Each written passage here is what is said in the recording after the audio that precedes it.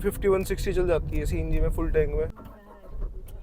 तो मेरा ये था कि नियोस ले ले, लेकिन फिर वो और बजट जा रही थी। ये मुझे 730 की पड़ी है। तो दोस्तों अगर आप भी अपने लिए एक नई गाड़ी प्लान कर रहे हैं और आपका बजट है अंडर 7 लाख, तो आपके पास बहुत सारे ऑप्शंस आ जाते हैं कॉम्पैक्ट हैचबैक्स के लिए। तो उनमें से एक आज हमारे साथ खड़ी है टाटा की टियागो सीएनजी में। सीएनजी का ऑप्शन दिल्ली में मैं कहूँगा सबसे बेस्ट रहता है, क्योंकि जाम की रनिंग थोड़ी ज़्यादा होती है यहाँ पे। और गाड़ी यहाँ पे आजकल आपको जैसे पता है डीजल के 10 साल ही चलते हैं, तो पेट्रोल लोग इसलिए नहीं लेते क्योंकि जाम में वैसे ही आपको एवरेज कम मिलती है। तो एक लास्ट ऑप्शन बचता हमारे पास सीएनजी का। तो सीएनजी की हम टाटा की टियागो ले आए हैं। अगर वेरिएंट की बात करूँ तो एक्सटी वेरिएंट रहेगा, मतलब आप इसको वैल्यू फॉर मनी इस मॉडल को कह सकते हैं, क्योंकि ये अभी 2025 में ली गई गाड़ी है, लेकिन मॉडल है आपका 2024 वाला है। तो प्री फेसलिफ्ट वेरिएंट ये भाई ने लिया है जिनकी गाड़ी है। तो as a value for money आप इसको कंसीडर कर सकते हो। अगर आप इसी का नए वाला वेरिएंट लेते हो तो वो आप मैं कहूँगा थोड़ा वैल्यू फॉर मनी से हटके है, क्योंकि उसमें फीचर्स बहुत सारे आ जाते हैं। फीचर्स इसमें भी बहुत हैं, काफ़ी अच्छा वैल्यू फॉर मनी आपको पैकेज इस गाड़ी का देखने को मिलेगा। कितने की पड़ेगी, क्या इसमें फीचर्स हैं, कितने की आपको मतलब अगर आप नहीं लोगे तो कितने की पड़ेगी, सारी बात वीडियो में करेंगे। तो चलो दोस्तों वीडियो करते शुरू और बुलाते गाड़ी के ओनर को। तो ये है भाई हमारी गाड़ी के ओनर। भाई एक बार आपका इंट्रो हो जाए। भाई नाम आदित्य है और तिगीपुर का रहने वाला हूँ। तो भाई आपने गाड़ी कब ली? ये मैंने अभी ली थी 6 मार्च को ली थी। 7 मार्च की रजिस्ट्रेशन है। अच्छा, तो जैसे आपने अभी 6 मार्च को ली, ऑलरेडी फरवरी में जो इसका फेसलिफ्ट वेरिएंट है वो आ चुका था। हाँ। तो आपका ये वाला पुराने वाला लेने का क्या रीज़न था? भाई जो एक्सटी में फेसलिफ्ट में फ़र्क आया है उसमें माइनर सा चेंज है। फिर उसका फेसलिफ्ट का आया उसमें माइनर सा चेंज है। उसमें डिस्प्ले चेंज है और स्टीयरिंग व्हील नया वाला आ रहा है, जैसे नेक्सॉन में आया था पहली बार। तो मुझे उसकी नीड नहीं लगी। और मतलब ऐसा अपनी ज़रूरत के हिसाब से, जैसे हाँ। भाई को आप चाहिए था कि जाम में चलाने के लिए आपको ये डेली रनिंग के लिए गाड़ी चाहिए। हाँ, फीचर वीचर से जो इसमें आ रहे थे वो भी आपके लिए वो सफिशिएंट इनफ थी। एनफ था, क्योंकि देखो म्यूजिक सिस्टम इसमें आपका आ जाता है, ब्लूटूथ कनेक्टिविटी इसमें है, कैमरा वगैरह की आपको इतनी जरूरत थी नहीं मेरे ख्याल से, क्योंकि छोटी गाड़ी वैसे ही हाँ। है ना। हेडलाइट वगैरह सारी वही सेम रहती है। हाँ, और मेरे को ये सेकेंडरी गाड़ी चाहिए थी। अच्छा। तो मेरे पास प्राइमरी है। प्राइमरी भाई के पास पंच है, हमने उसका भी ओनरशिप रिव्यू करा था। यहाँ आपको आई बटन में ऊपर लिंक आ रहा होगा, आप वो वीडियो भी जाके देख सकते हो, काफ़ी टाइम पहले बनाई थी। अगर आप कहोगे तो दोबारा भी उसका वीडियो बना देंगे। बाकी ऑलरेडी आपके चैनल पे, हमारे चैनल पे उसका वीडियो डला हुआ है। तो बाकी अभी इसकी गाड़ी की बात करते हैं। एक बार वेरिएंट बताओ, इसका वेरिएंट कौन सा है? ये एक्सटी सीएनजी है।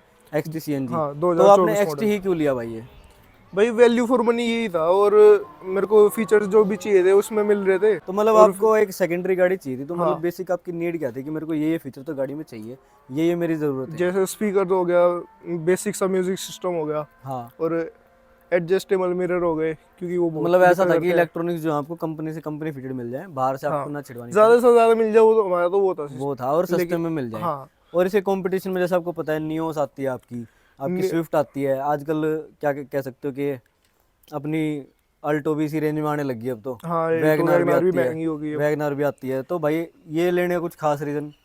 भाई मैंने स्विफ्ट और i10 न्यूज़ देखी थी। पर i10 न्यूज़ बहुत ज़्यादा ओवर प्राइस लग रही मुझे, क्योंकि वो 9 लाख के अराउंड जा रही थी।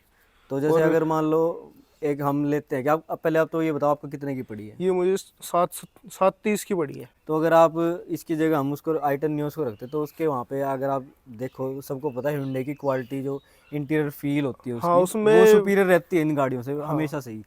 तो वो नहीं लगा कि आपको एक बाइंग पॉइंट आपका हो सकता है वो? नहीं, मैंने उसको बहुत ज़्यादा कंसिडर करा था, क्योंकि एक गाड़ी टाटा की ऑलरेडी है मेरे पास। अच्छा। तो मेरा ये था कि न्यूज़ ले ले, लेकिन फिर वो और बजट जा रही थी। ओवर बजट है, क्योंकि ये आपको कितनी की पड़ी? 7 लाख रुपए। 730 की पड़ी है मेरे को 730 की पड़ी। तो कहीं ना कहीं मोटा मोटा आप मान लो आपको 2 लाख रुपए एक्स्ट्रा इसके देने पड़ते सिर्फ इंटीरियर फील के ऊपर, अगर आप बात करें तो। हाँ। बाकी और बात करते चलो गाड़ी के अंदर आके, तो बात करेंगे सारी, भाई से भी बात करेंगे। तो एक बार तो दोस्तों एक बार इसको स्टार्ट करके देखते हैं। जैसे आपको पता, अगर इंजन स्पेक्स की मैं बात करूं तो 12 सीसी का आपको इसमें 3 सिलेंडर पेट्रोल इंजन देखने को मिल जाता है। सीएनजी के साथ आपका कंप्लाइंस है। तो एक बार फिर से एक बार ध्यान से सुनना, इसकी वाइब्रेशन देखना। यहाँ पे गियर नोब पे दिखाओ भाई। तो भाई वाइब्रेशन तो देखो पूरी बिल्कुल डीजल वाली है, इंटरनल कंबशन वाली गाड़ी ली है, तो भाई पता भी लगना चाहिए कि हाँ हमारी गाड़ी में वाइब्रेशन है, इंजन लगा हुआ है। आप ड्राइवर कर रहे हैं तो सीट बेल्ट ज़रूर लगाएं, ये आपकी पहली सेफ्टी रहेगी। क्योंकि जैसा आपको पता है ऑलरेडी टाटा की गाड़ियाँ सेफ़ हैं, लेकिन एक अपने एंड से भी गाड़ी सेफ़, हमें भी सेफ़ रहना चाहिए। कोई भी गाड़ी इतनी सेफ़ नहीं है कि आपको मरने से बचा ले, कुछ भी मिसहैप से बचा ले। बाकी अब गाड़ी की बात करते हैं। तो भाई एक तो ये बताओ आपने कितनी चला दी है? ये भाई 1600 के अराउंड चल चुकी है। तो 1600 किलोमीटर आपके टोटल चल चुकी है एक महीने में। हाँ। है ना, आपको 1 महीना हुआ गाड़ी एक लिए। महीना हुआ। तो भाई अभी तक 1600 किलोमीटर का एक्सपीरियंस कैसा था आपका?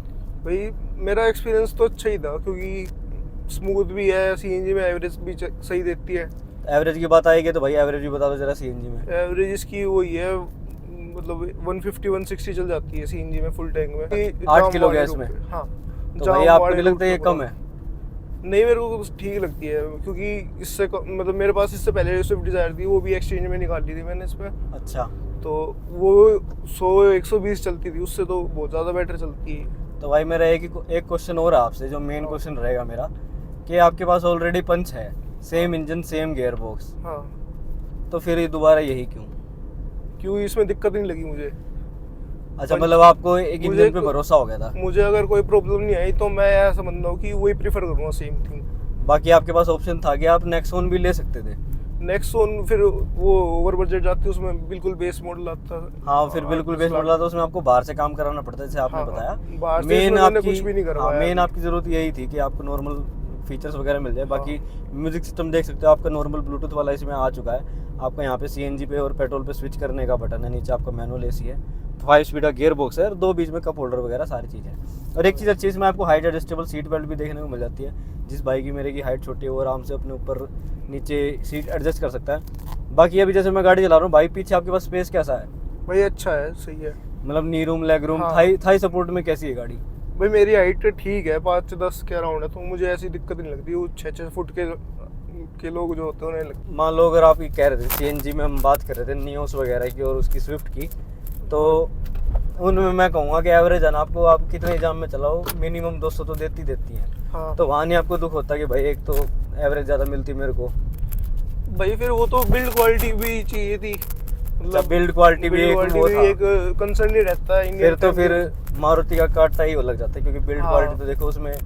और मारुति में मेरे को एक मेजर ड्रॉबैक स्विफ्ट में ये लगा कि एक तो उसमें सीएनजी फिलिंग वॉल दूसरी साइड है। अच्छा। वो फिर बैक करके लानी पड़ती है हर सीएनजी से स्टेशन पे। वो फिर वैसे भी लगते हैं ना कि जैसे हाँ। आपके आफ्टर मार्केट लगी आफ्टर हो, मार्केट फ्लश वो फिटमेंट अच्छी नहीं लगती, मतलब हाँ, मतलब लोग देखने खराब में। करते हैं एक तरीके हाँ। से गाड़ी का। और फिर उसमें सिलेंडर भी ऐसे पोजीशनड है कि उसमें बूट स्पेस भी 0 बचता है। अच्छा, और हाँ, इसमें बूट स्पेस भी आपका अच्छा आ जाता है। हाँ, इसमें बूट स्पेस कुछ तो मिलता है ना से। तो भाई आपकी पहली सर्विस हो चुकी है गाड़ी की? नहीं, अभी नहीं हुई। अभी 2000 किलोमीटर पे रिकमेंड करी थी उन्होंने। अच्छा। और 2000 के अराउंड 1800 के अराउंड करवाऊंगा। और थोड़ी बहुत चीज़ें पूछते हैं, जैसे सेफ्टी का इशू आ ही रहा है, तो सेफ्टी का इशू तो नहीं, मतलब सेफ है ये गाड़ी काफ़ी। हाँ। तो सब लोग बोलते हैं वही बात कि पीछे सीएनजी सिलेंडर है, हम तो ये लेके घूम रहे हैं, वो लेके घूम रहे हैं, ऐसे हो जाएगा, आग लग जाएगी, ये हो जाएगा। आप क्या कहना चाहोगे इस पे? भाई सच मैंने तो ऐसे केस सुने नहीं कि सीएनजी सिलेंडर में आग लग रही है, फट रहे हैं, मतलब कंटिन्यूअसली। तो बाकी ये आग लगने वाली सिचुएशन तो मेरे हिसाब से ईवी में ज़्यादा आती है। ईवी में ज़्यादा आती है, और ऐसे रेयरली आग लगने की तो पेट्रोल डीजल में भी आ जाती है। अब हाँ। कहाँ तक बचोगे? फिर वही बात आती है कि सिलेंडर तो घर पे भी रखे रहते हैं, वो भी प्यार अब से सेफ चलाओ। चलाओ, गाड़ी को मेंटेन रखो। सीएनजी सिलेंडर की भी 4 साल की वो होती है, हाँ, उसका वाटर टेस्ट करवाते रहो, चेकअप करवाना होता है, वो करवाते रहो। फिर क्या दिक्कत आ रही है? हाँ, कुछ दिक्कत नहीं है, अब गाड़ी अपनी सारी बढ़िया होती है, ये- आपको बस मेंटेन करनी चाहिए गाड़ी कोई भी धोखा नहीं देती है, ऐसे कुछ दिक्कत नहीं है, सिलेंडर हाँ फट जाएगा, ये हो जाएगा। सेफ गाड़ी सारी होती है, क्योंकि R&D देखो, अब वो कहीं ना कहीं आग भी लगती है तो ह्यूमन एरर होता है। ह्यूमन उसमें एरर होता है, या लोग फिर वायरिंग का issue वायरिंग होता कट है। करवा देते हैं, या हाँ। फिर कुछ ऐसा होता है कि सिगरेट वगैरह से लग जाती है कई बार आग। हाँ, तो वो इशू है देखो भाई। बाकी मेरे हिसाब से ऐसे कुछ दिक्कत आती नहीं कभी सीएनजी गाड़ी में, हाँ। ना मैंने कभी सुनी, क्योंकि ऑलरेडी मारुति में भी कितने साल से आ रही है, जब मारुति लोगों को में- गाड़ियों का पता भी नहीं, जब से मारुति सीएनजी दे रही है गाड़ी हाँ में, भाई। तो उनमें भी आज तक हमने दिक्कत कभी सुनी नहीं। और और अब टाटा ने तो तो सर उस पे कंपनी फिटेड आ रही है, तो इस पे ज्यादा भरोसा करते हैं। अब मैं आपसे पूछूंगा कि अगर आपको अभी लेनी है, अगर दोबारा मान लो आपको 1 साल बाद ये गाड़ी कोई लेनी हो, तो आप यही गाड़ी दोबारा लेना प्रेफर करोगे? टाटा की बिल्कुल लेऊंगा। और अगर कोई आपका यारा प्यारा भाई दोस्त लेना चाहे तो आप उसको रिकमेंड करोगे कि टियागो ले हो? भाई मेरे फादर ये स्कूल में लेके गए थे, तो वहाँ पे भी 2 टीचर्स को पसंद आई थी ये गाड़ी, अच्छा। और उन्होंने भी बात करवानी, मतलब लेने की कोशिश करी, पर उनके स्ट्रोक में नहीं खड़ा हुआ था 2024 मॉडल। अच्छा, मतलब उनको ऐसा लगा कि 2024 ही लिया जाए, 2024 वर्थ इट लगा सबको। हाँ। और उन्होंने भी कोशिश करी, अलग अलग शोरूम से पता करी, लेकिन अब स्टॉक नहीं है शायद। अब क्योंकि अप्रैल आ चुका है, अब तक तो बहुत गाड़ियाँ बिक चुकी हैं। बाकी टाटा की गाड़ियों की ऐसा यूं जैसे और कंपनी में होता है ना कि वेटिंग चल रही है, ऐसा टाटा में कभी सीन नहीं होता। हाँ। गाड़ी है तो आपको दे देते हैं, वेटिंग का ज़्यादा ड्रामा करते नहीं हो। बस वही आपका जो फाइनेंस वगैरह में टाइम लगता है उतना ही टाइम होता है ना। हमारा तो फाइनेंस में भी कुछ नहीं लगा ये। आप तो सेठ जी हो रही। अरे अरे भाई साहब। तो दोस्तों ये थी हमारी टोटल टियागो की ओनरशिप रिव्यू। वीडियो बताना आपको कैसे लगी। बाइक की हमने पंच का भी ऑलरेडी एक वीडियो बना रखा है, पहले बनाया था हमने, आप देख सकते हो, डिस्क्रिप्शन में लिंक मिल जाएगा। बाकी अगर आपको फिर से वीडियो देखनी है तो आप कमेंट सेक्शन में बता सकते हो, मैं आपके लिए दोबारा वीडियो बना दूँगा। अगर किसी मेरे भाई को अपनी गाड़ी का ओनरशिप रिव्यू करवाना हो तो मेरे को DM कर सकता है या फिर मेरे को मेल पे कांटेक्ट कर सकता है, मैं आपकी गाड़ी का भी ओनरशिप रिव्यू कवर कर दूँगा। तो दोस्तों मिलते हैं आपसे अगली वीडियो में, तब तक के लिए थैंक यू सो मच और जय हिंद।